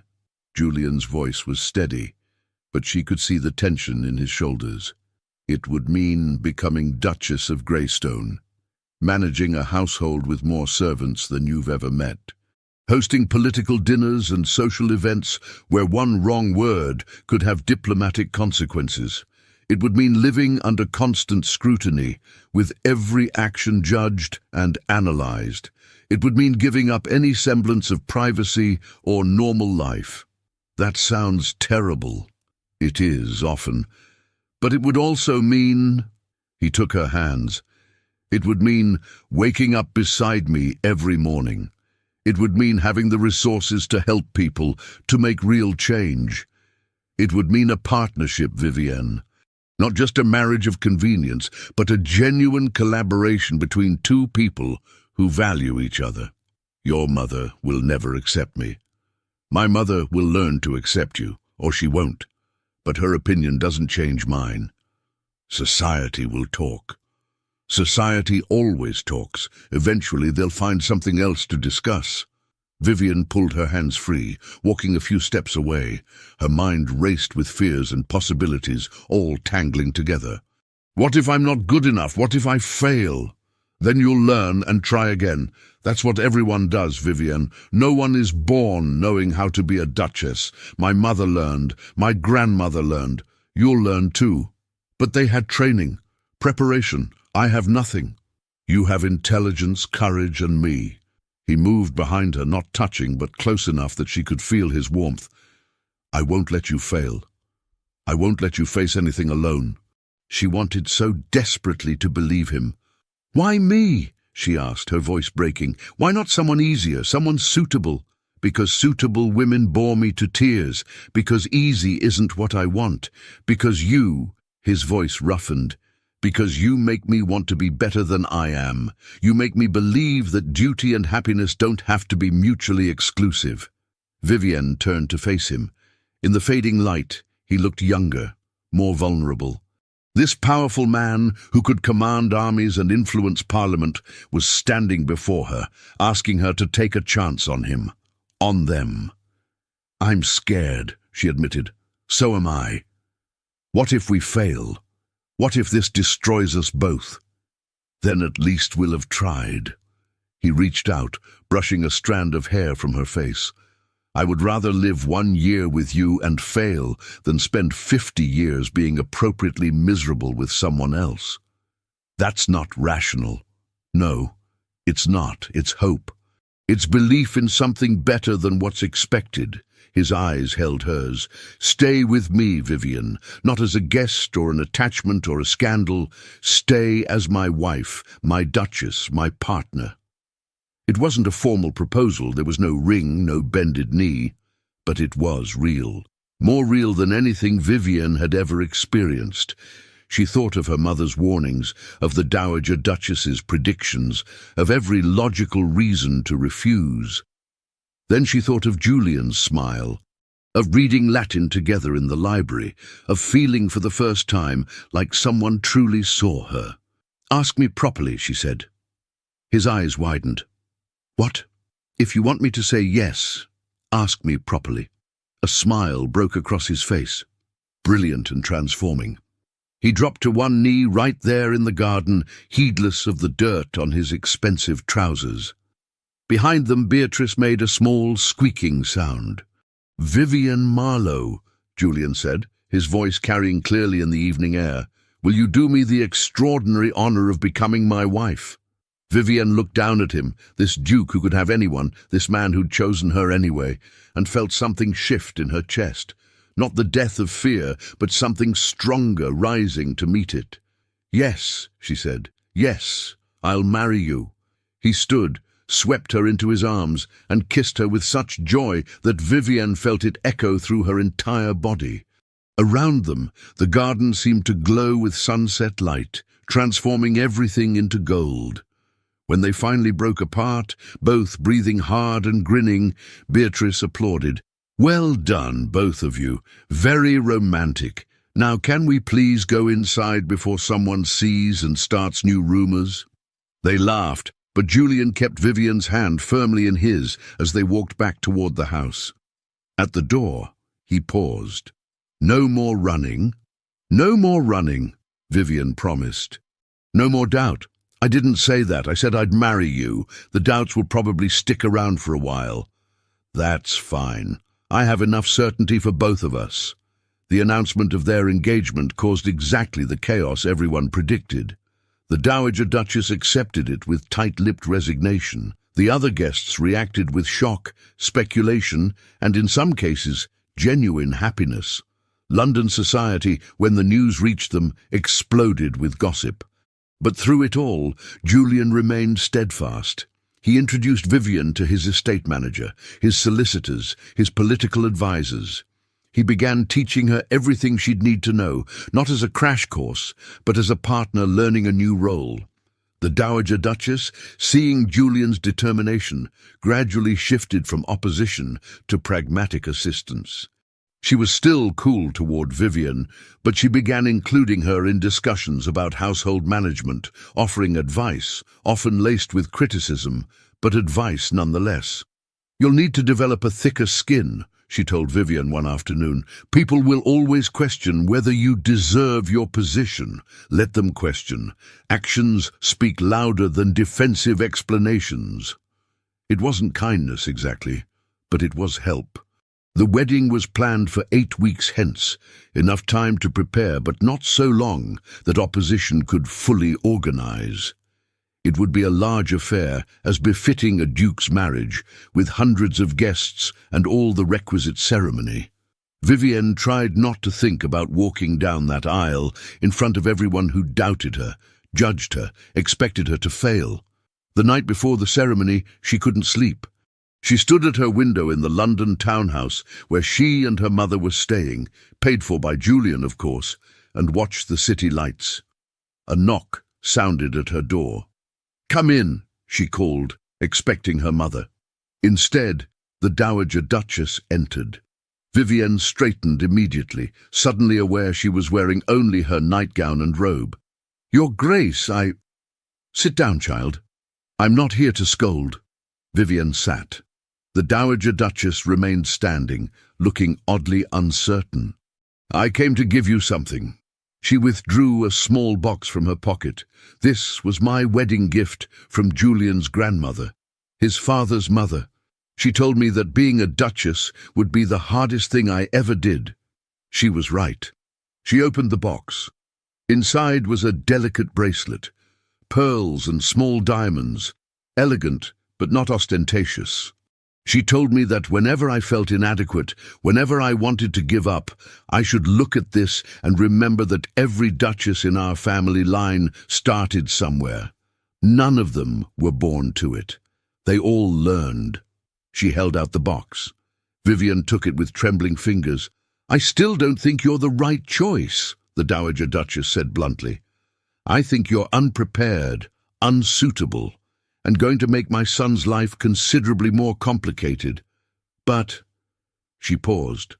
"But I also see that he loves you, truly loves you, not just the idea of you, and that's rare, precious even. Your Grace, let me finish. You'll make mistakes. You'll embarrass yourself and possibly us.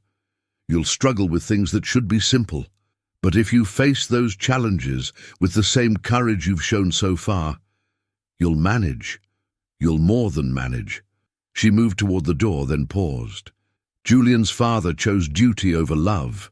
He married me because I was appropriate, well-connected, politically useful.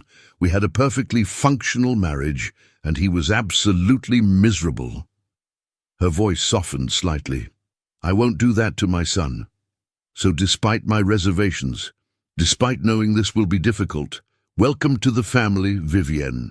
She left before Vivienne could respond, closing the door with a soft click. Vivienne sat alone in the darkness, holding the bracelet, feeling the weight of acceptance and expectation in equal measure. Tomorrow, she would become the Duchess of Greystone. Tomorrow, everything would change. The wedding day dawned clear and bright. Vivienne woke early, her stomach a knot of nerves and anticipation. Her mother helped her dress. The wedding gown was magnificent, created by London's finest modiste, all ivory silk and delicate lace. When Vivienne looked at herself in the mirror, she barely recognized the woman staring back. She looked like a duchess, like someone who belonged in Julian's world. But underneath the beautiful clothes and careful styling, she was still herself. Still the girl who'd stood in Lady Thornfield's drawing room in her oldest dress. Still afraid, still uncertain, but also, finally, willing to hope. The ceremony itself passed in a blur. Vivienne had vague impressions of hundreds of faces watching as she walked down the aisle, of Julian's expression when he saw her, wonder and joy, and something deeper she couldn't name, of speaking vows that would bind their lives together, of his ring sliding onto her finger, heavy with meaning and promise, of his kiss when the priest pronounced them married, gentle and reverent and full of future. The reception was overwhelming, endless receiving lines, toast after toast, people whose names and titles blurred together. But through it all, Julian stayed beside her, his hand steady at her back, his presence anchoring her when the enormity threatened to overwhelm. At one point, Lady Thornfield appeared in the receiving line. She curtsied with cold correctness. "Your Grace," she said to Vivienne, the title clearly bitter on her tongue. "How fortunate you are." "Indeed," Vivienne replied quietly. "How fortunate we both are, His Grace and I." Lady Thornfield's lips thinned, but she moved on without further comment, disappearing into the crowd. Later, much later, after the last guests had departed and the celebration had finally ended, Julian led Vivienne to their private chambers. She stood in the center of the room, suddenly shy, despite everything they'd shared. "Hello, wife," Julian said softly. "Hello, husband." He crossed to her, his hands gentle as he began removing her hairpins, letting her hair fall loose around her shoulders. "Regrets?" he asked. Terrified, she admitted, but no regrets. Good, because I have plans for us, Duchess. Oh? I plan to make you happy, to challenge you and support you and occasionally argue with you about Latin translations. He smiled. I plan to build a life where you never have to wear your oldest dress unless you want to. Where you never have to wonder if you're valued. That's quite an ambition. I'm quite an ambitious man. She laughed, and he captured the sound with a kiss. When they finally pulled apart, both of them flushed and breathless, Vivian rested her head against his chest. You know everyone will be watching, she said quietly, waiting to see if I fail. Then we'll prove them wrong, together.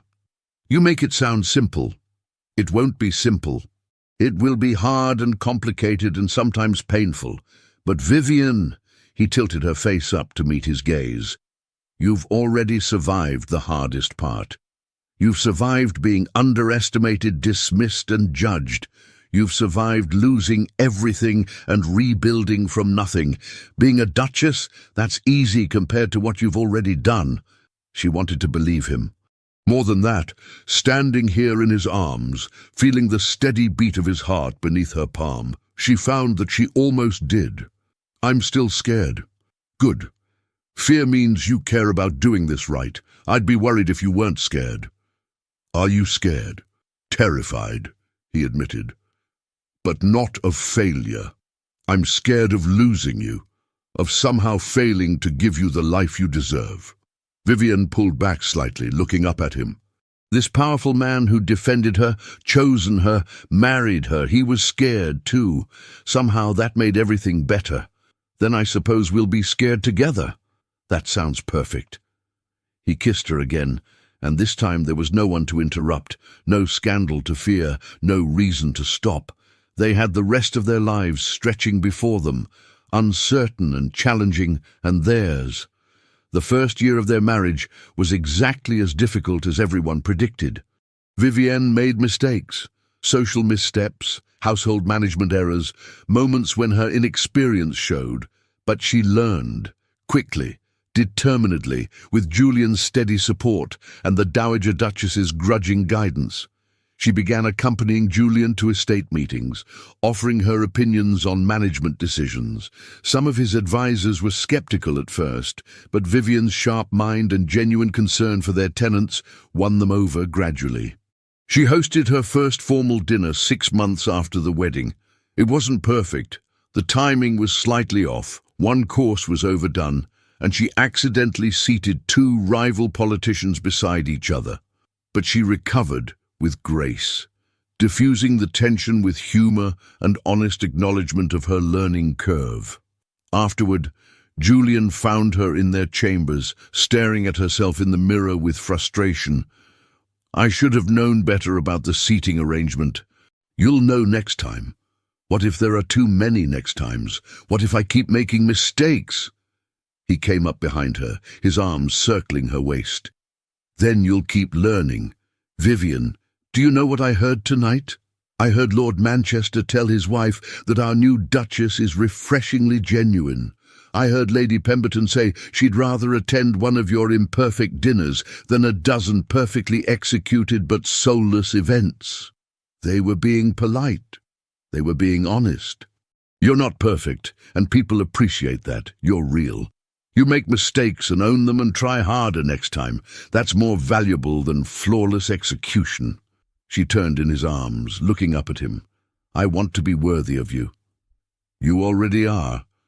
You were worthy the moment I saw you in that drawing room, standing tall despite everything trying to diminish you. I wasn't wearing my oldest dress for you. I know. You were wearing it for yourself, choosing survival over visibility. But I saw you anyway. He smiled. You couldn't hide from me even when you tried. A year to the day after their wedding, Julian surprised Vivienne with a gift. He led her to a small building on the edge of the estate, formerly a hunting lodge, now renovated into something else. What is this? Vivian asked. Your project, if you want it. He opened the door. Inside was a school. small but beautifully equipped, with desks and books and maps and globes. Everything a child would need to learn. "I thought," Julian said quietly, "that you might want to teach. Girls from the estate, from the village, girls who wouldn't otherwise have access to education. You could teach them Latin and Greek and mathematics, all the things your father taught you." Vivian stared at the space, her throat tight with emotion. "Julian, you don't have to if you don't want to. This is your choice, not an obligation. But I know how much learning meant to you. I thought you might want to share that." She turned to him, tears streaming down her face. "It's perfect." The school opened 3 months later. Vivienne taught 4 days a week, working with girls aged 8 to 16. Some came from tenant families, others from the village. A few travelled from farther away, daughters of families who'd heard about the Duchess of Greystone teaching personally. She loved it. Every challenging lesson, every breakthrough moment, every girl who discovered she was capable of more than she'd imagined. It filled something in Vivienne that she hadn't realized was empty. The Dowager Duchess, visiting one afternoon, stood at the back of the classroom watching Vivienne teach Greek to a dozen attentive girls. "You've surprised me," she said afterward. "How so?" "I thought you'd focus entirely on being Duchess, on conforming to expectations. Instead, you've created something uniquely yours." The older woman's expression was complicated, not quite approval, but close. Julian's grandmother did something similar. She opened a hospital for tenant families. His great-grandmother established a library. Strong duchesses always leave their mark. I'm not trying to leave a mark, I'm just trying to help. That's what makes it matter. The Dowager Duchess paused at the door. "I was wrong about you, Vivienne. Not completely. You're still occasionally inappropriate, and your table settings still need work, but you're exactly what Julian needed, what this family needed." It was the closest thing to full acceptance Vivienne had ever received from her. She treasured it. 2 years into their marriage, Vivienne discovered she was pregnant. She told Julian in the library, their space where everything important between them had always happened. He stared at her for a long moment, then swept her into his arms, holding her so tightly she could barely breathe. "I'm going to be a father. Yes, we're going to have a child. That's generally how it works." He pulled back, his eyes suspiciously bright. "I'm terrified. Me too. What if I'm terrible at it?" "Then you'll learn. That's what we do." She smiled. "We learn together." Their daughter was born on a rainy autumn evening, small and perfect and squalling with healthy lungs. They named her Margaret after Vivienne's mother, who wept when she heard. Holding her daughter for the first time, Vivienne thought about the woman she'd been 3 years ago, standing in a drawing room in her oldest dress, trying to be invisible, expecting nothing. That woman wouldn't recognize who Vivienne had become, duchess, teacher, mother, someone who belonged not because she'd changed herself to fit, but because she'd been brave enough to remain herself until the world made space. "What are you thinking?" Julian asked, sitting beside her on the bed, his eyes never leaving their daughter's face. "That I almost ran away. So many times. But you didn't." "No, I stayed." She looked at him, this man who'd seen her when she was trying to hide, who'd chosen her when it made no sense, who'd built a life with her despite every obstacle. "I stayed, and it was the best decision I ever made." "Second best," Julian corrected. "What was the first?" "Wearing that old dress to Lady Thornfield's tea. If you'd tried to impress me, I might never have noticed you." Vivienne laughed softly. "That's ridiculous." "That's true." He leaned over to kiss her gently. "You chose your oldest dress, thinking it would help you disappear. Instead, it brought us together. Because you came only for me." Their daughter stirred, making a small sound. Julian touched her tiny hand with one finger, his expression full of wonder. "She's perfect. She's ours." Over the following years, their family grew. A son, then another daughter.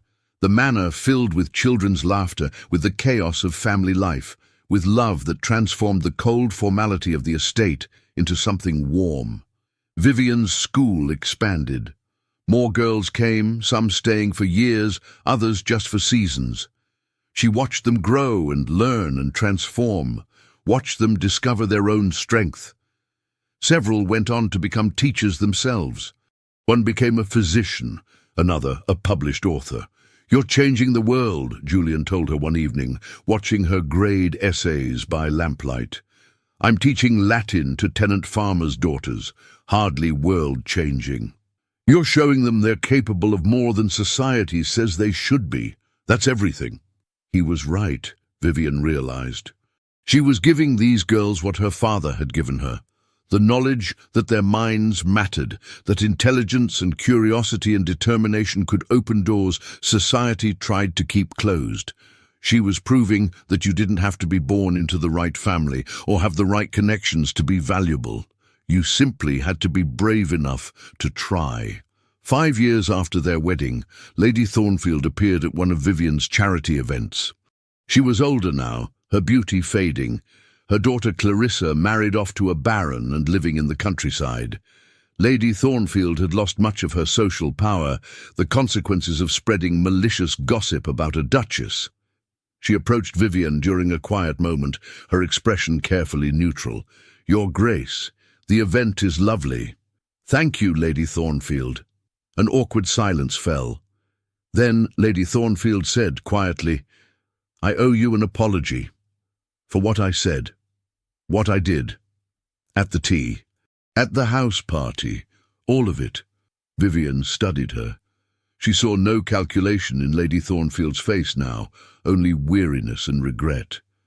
"Why now?" Vivian asked. "Because I've had 5 years to watch you prove me wrong about everything. You're not a fortune hunter. You're not unworthy. You're—" Lady Thornfield's voice caught slightly. "You're exactly what a duchess should be. And I was cruel because I couldn't see it. You were cruel because you were protecting your daughter. I was cruel because I was afraid that if someone like you could succeed, it meant all my efforts to position Clarissa correctly were meaningless. That connections and breeding and all the things I thought mattered didn't matter as much as I believed." "They do matter," Vivian said gently, "just not as much as character, as kindness, as genuine worth." Lady Thornfield nodded slowly. "Clarissa is happy, you know.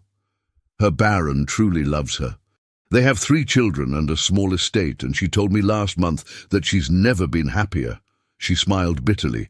"I spent years trying to marry her to a duke, and she's happiest with a country baron who adores her. Life is strange." "Life is surprising," Vivian agreed, "but I'm glad she's happy." "Are you? Even after everything?" "Yes. I never wanted her to be miserable, Lady Thornfield. I just wanted to be allowed to exist without being destroyed for it."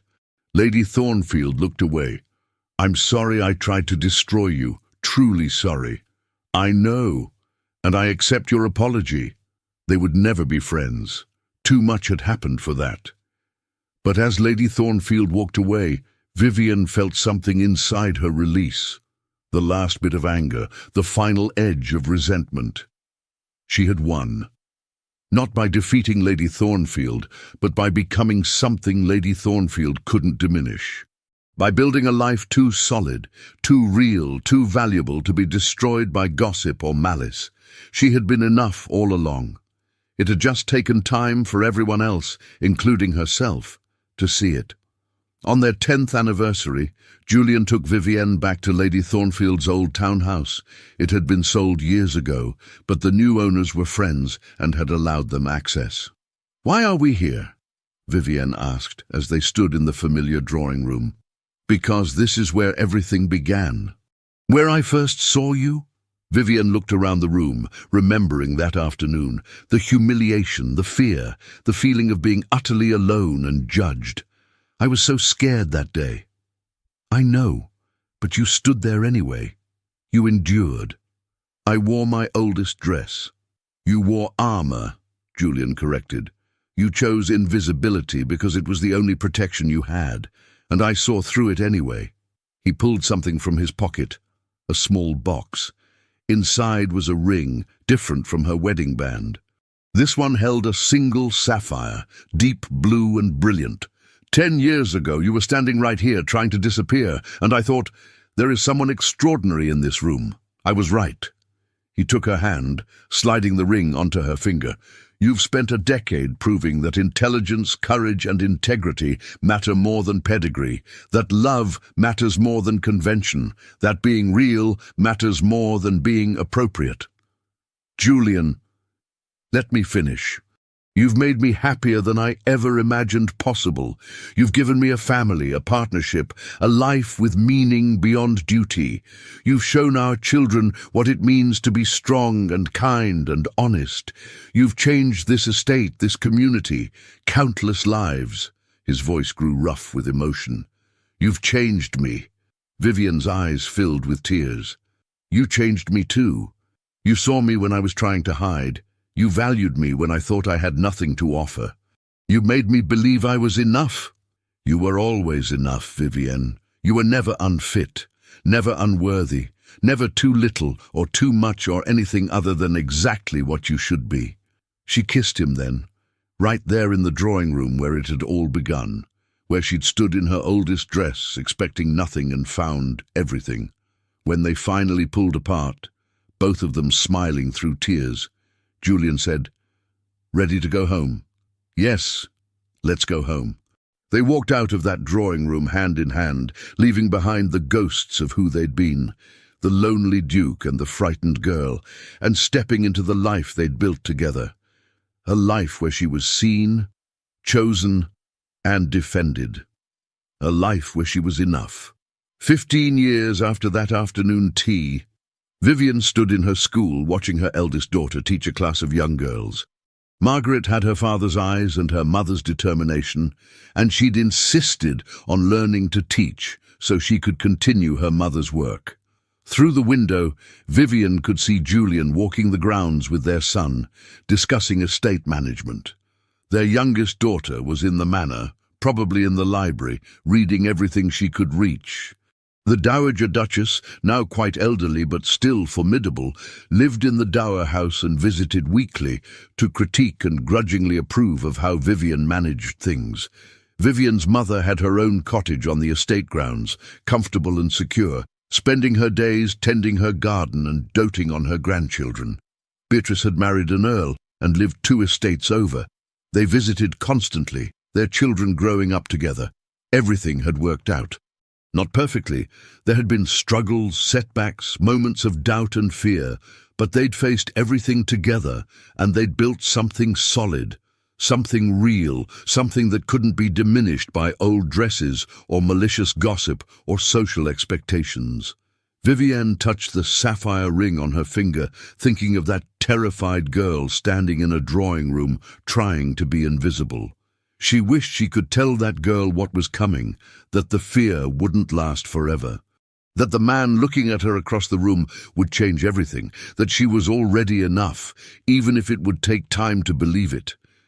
But perhaps that girl needed to walk through the fear to reach the happiness. Perhaps the journey was what made the destination matter. "Mama?" Margaret stood beside her, concerned. "Are you all right?" "Yes, darling, I'm perfect." "You're thinking about something." "Just remembering. The day I met your father." Margaret smiled. "The famous tea party. You've told us the story 100 times." "Have I?" "Yes. How you wore your oldest dress and Papa saw you anyway. How he invited you to Greystone and everyone thought you were inappropriate. How he chose you despite everything." Margaret's expression turned soft. "It's romantic." "It was terrifying. But it worked out." "Yes, it did." Through the window, Vivian saw Julian look up, as if sensing her gaze. Even across the distance, even after 15 years, she felt the connection between them, solid and warm and real.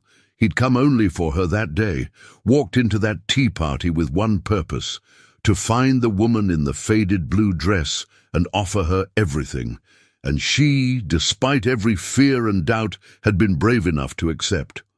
"Mama," Margaret said, Do you think I'll find someone who sees me the way Papa sees you? Vivienne pulled her daughter close.